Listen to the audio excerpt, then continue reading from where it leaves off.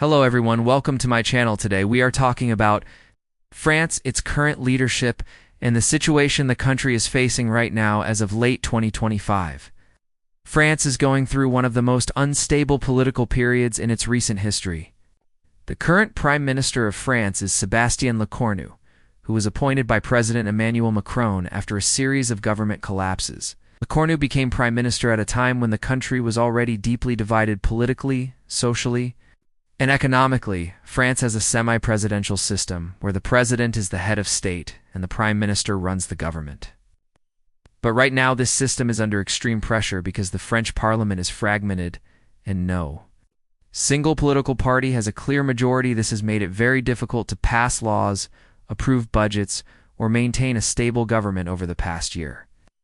France has seen multiple prime ministers resign because they failed to gain enough support from Parliament. This constant change in leadership has created uncertainty not only inside the country, but also across Europe. The main reason for this crisis goes back to the legislative elections where voters were split between centrist parties, left-wing alliances, right-wing conservatives, and the far-right lead by Marine Le Pen. Because of this division, Prime Minister Sébastien Lecornu is leading a minority government, which means he does not have enough seats to rule without negotiating with opposition parties. Every major decision becomes a political battle, especially when it comes to money, taxes, and social reforms.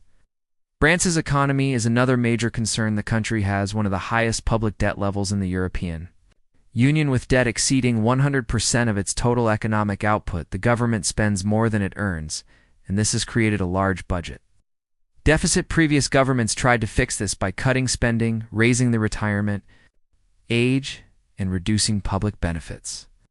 But these steps were extremely unpopular and led to massive protests, strikes, and political backlash as a result. Lecornu has been forced to slow down or pause some reforms just to keep his government alive even.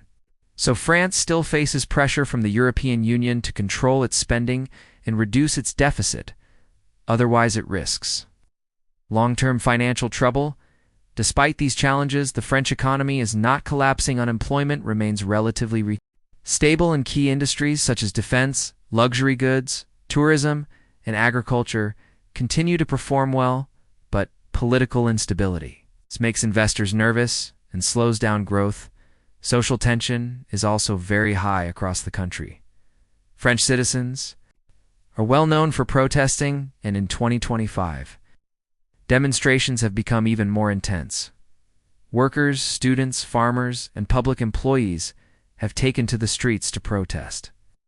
Budget cuts, rising living costs, and political uncertainty. Nationwide strikes have disrupted transportation, schools, hospitals, and even famous landmarks like museums. These protests show that many people feel ignored by political leaders and fear that economic reforms will make life harder for ordinary citizens. Meanwhile, the rise of the far right is changing France's political landscape. Marine Le Pen and her party are gaining popularity by promising stricter immigration control, economic nationalism, and a break from traditional politics. Many analysts believe that the next presidential election in 2027 could be one of the most dramatic in French history. President Macron cannot run again, and the race is wide open if the current instability continues. France could see a major shift in its political direction. On the international stage, France remains a powerful and influential country. It plays a key role in the European Union, NATO, and global diplomacy. It continues to maintain strong relations with countries like Germany, the United States, and India, and remains active in global security and climate discussions. However, its internal problems are weakening its leadership role in Europe.